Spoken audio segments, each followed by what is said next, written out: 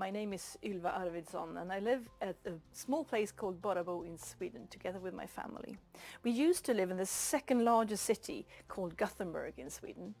And then 2008, when things went wrong with the international economy, we in the family sat down and was thinking, something is not adding up, something is happening here. And then we started to study the subject and we got into all the knowledge there is about resource depletion and peak oil and all the troubles that the climate change is putting upon us. And we realized that the economic meltdown that we saw was the result of a bigger change going on.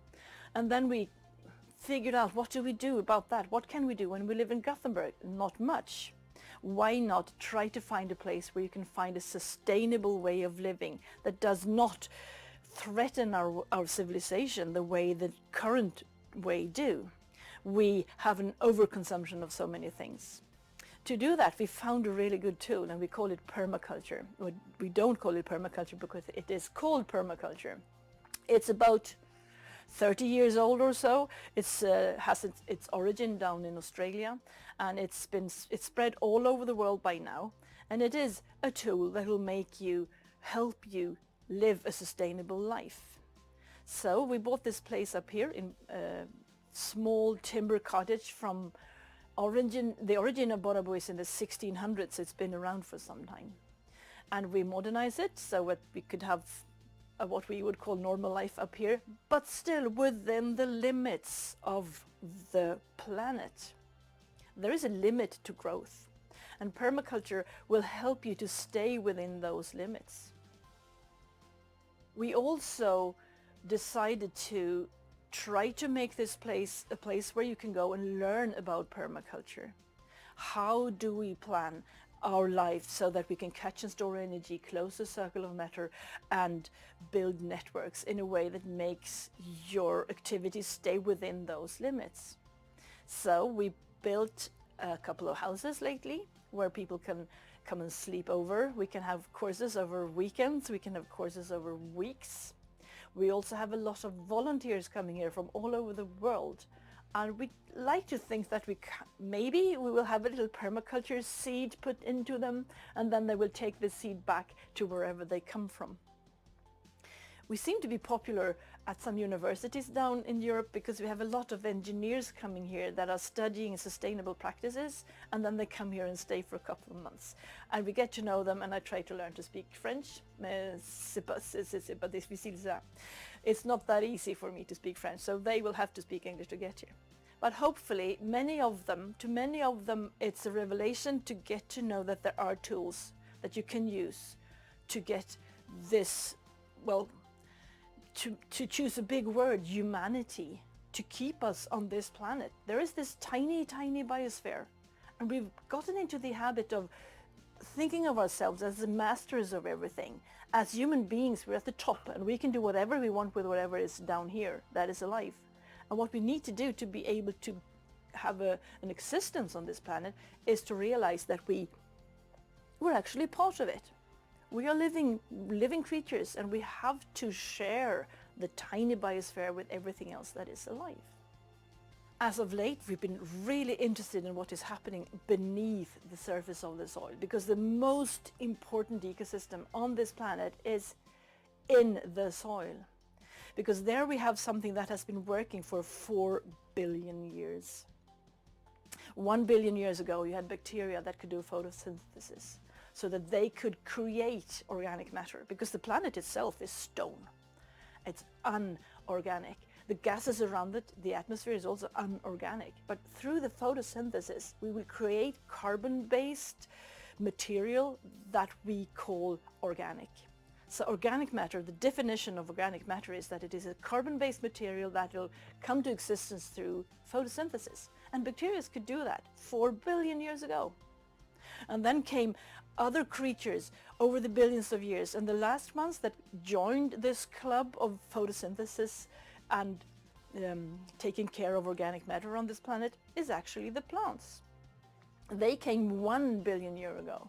So for 1 billion years there's been a life going on in the biosphere that is organically based, that works and that can mine minerals from the unorganic part of the planet so that they get into those plants. And I don't have time to go through it right now, but I know for sure that if we let those creatures do their job, that is, the little seed is getting planted, it will flip up the solar panels, you could call them, do some photosynthesis, and then they will feed microbes, that is bacteria and fungal hyphae, with sugars, and then these guys get so bold and strong from all this sun food, so they can go down and they can do some mining. They will extract, through their enzymes, they can extract all the minerals you want, all the nutrients, it's there. There is no soil on this planet that doesn't contain enough nutrients. We just need to treat those guys that do the job the best way. And what we do now is that we've been misunderstanding things for 10,000 years now. So we've been slashing and dashing and destroying their habitat, the soil, and we've been feeding lots of nutrients into chemical nutrients since the 1800s, but even before that with animal nutrients. Not a good thing really. What we need to do is to make them work in peace. We have, and there is already lots of practices that can do this. Since 30 years back, this modern microbiology has been working with methods to make this possible. There is an initiative now with a lot of big Western universities and the EU Commission. It's called the Global Soil Biodiversity Initiative, and I sincerely recommend you to check it up, because we do need to change the way we treat our soils. If everyone on this planet that has anything to do with soils at all, that work with soil, leave those creatures in a state where they can do their job, then we could take down the carbon dioxide from the atmosphere down to a pre-industrial level in 3 years. This will probably not happen because of political and social and economic reasons, but it is possible. So to me, this gives me a lot of hope. And I really hope that anyone who hears and sees this also gets a bit of hope. I say that I am in the hope business, and I hope that we will make it. We have the tools. We can counteract climate change. We can also find ways to live that will stay within the limits of the ecosystem in this tiny biosphere around the planet Earth.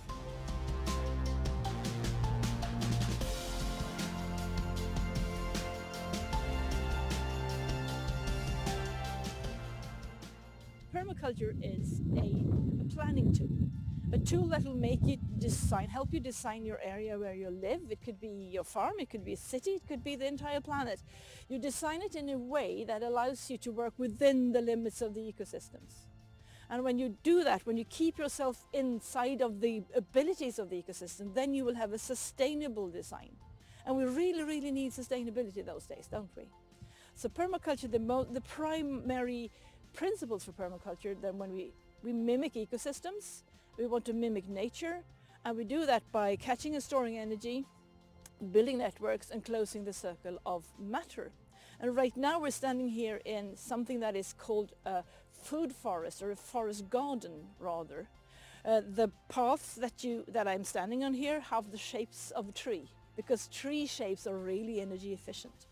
In this food forest garden we mimic the pattern of a forest, because nobody will ever have to take care of a forest. They will grow anyway, won't they? Yeah.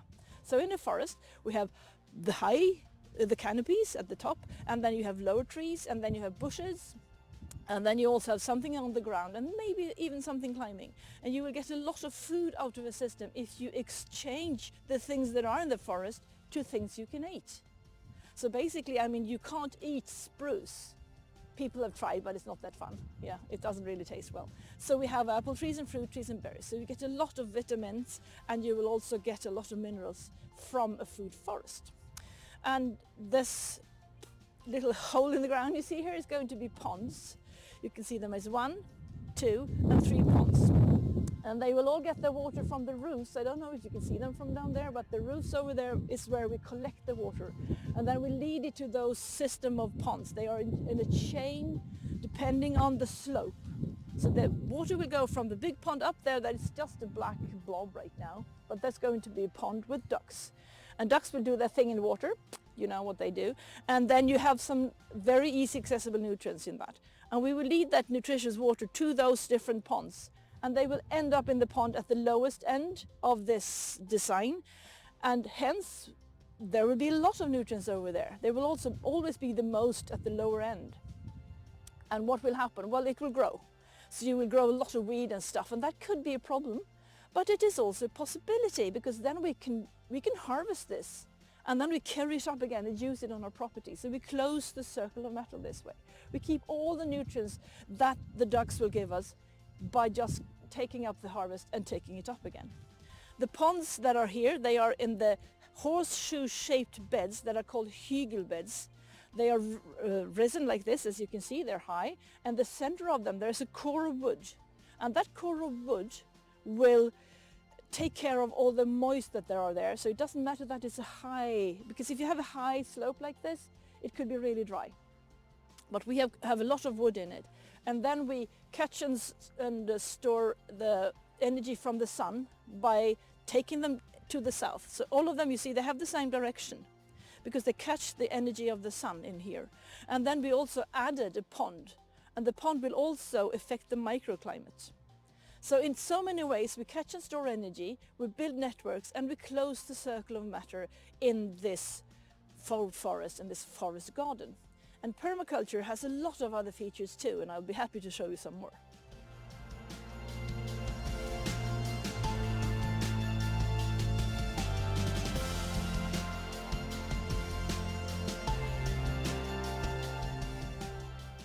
This is a typical example of how you can catch and store energy by taking care of all the rainwater that will fall on your roof.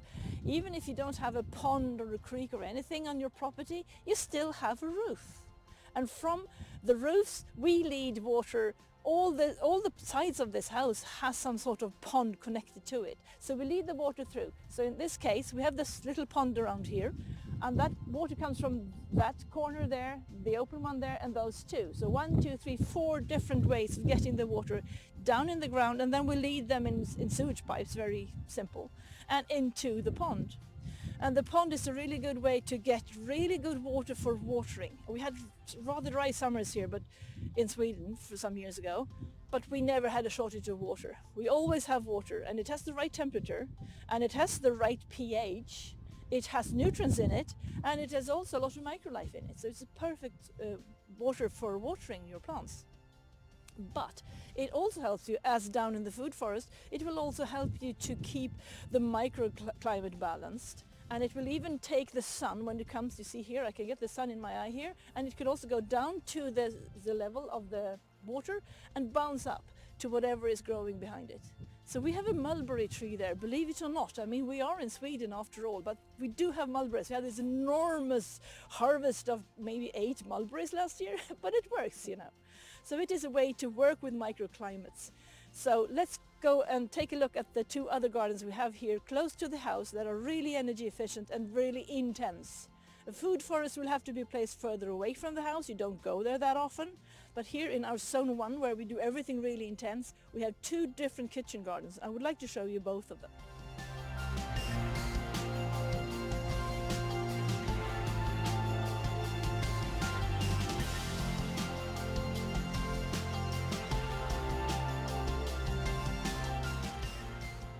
We are now in what we call our Curvy Garden. This is a garden where we have followed the measures of 1 arm or 2 arms between the paths and the beds. And the reason that we make such a curvy pattern here is because we want to use this area as percentage-wise optimal as possible. So we want to grow things as a big area as possible, because this is close to the house, we are here often, and the only thing that you gain by having a really straight row like this in a garden is speed.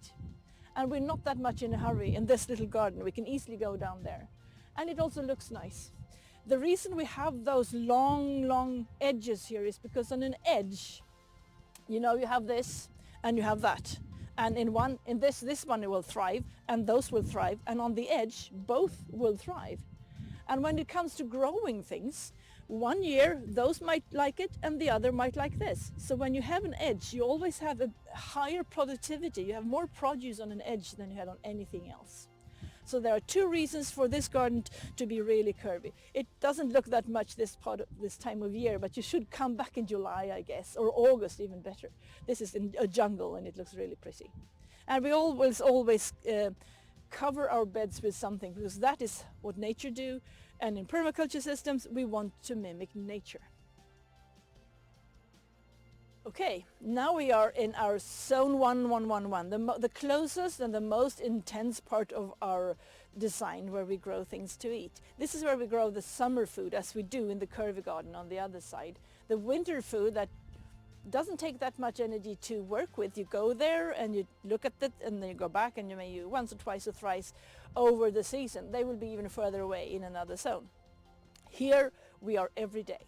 So here we have this heightened beds. Right now they look a bit boatish because we did this a couple of years with wood that we happen to have, so we will have to renovate them sooner or later. But it is a system that works really well in our climate, I have to say. Because, you know, permaculture wants to work with nature, therefore you also have to look at nature, and it's different from different climate zones. It works differently. So here we need the high beds to get really early start in the spring. If you do permaculture in Africa, you might have to dig your beds down. So this isn't permaculture per se. It's the permaculture part of this design is that you adapt to where you're at. You learn to read the landscape. And in our case, we need sun in Sweden. We need the early start in the spring. But it can also be too much sun, and I guess you as Italians would know that a lot. There could be too much sun. So we need a pergola, and a pergola is obviously in Italian. Well, I guess, I hope, I think. Anyways, we have a pergola here so that we can put in shade curtains in the summer. We can also put in curtains that will prevent the wind from coming here. And me, being a bit old on the old side, it's really nice to be able, you know, to sit down when you work. You don't have to stand all the time. So heightened beds is a good thing. Of course we have a pond down here. That pond in this end has also water from the roof, obviously, but there's also a stone wall behind. So this is a really good microclimate for us when we want to water those beds. And I don't know if you can see it now, but down here is something that we call a herb spiral. And the herb spiral is a really nice permaculture feature that has to do with the fact that you want to use the area as efficient as possible. So you take a circle, and the circle is not magical, but it's mathemagical in a way, because it's the biggest area you can have with the smallest rim, and then you take it up, and then you get even more surface for your different spices that you want to have close to your kitchen. So check in permaculture is a really nice way of trying to find a way to catch and store energy, close the circle of matter, and build networks in order to cooperate with ecosystems to become sustainable.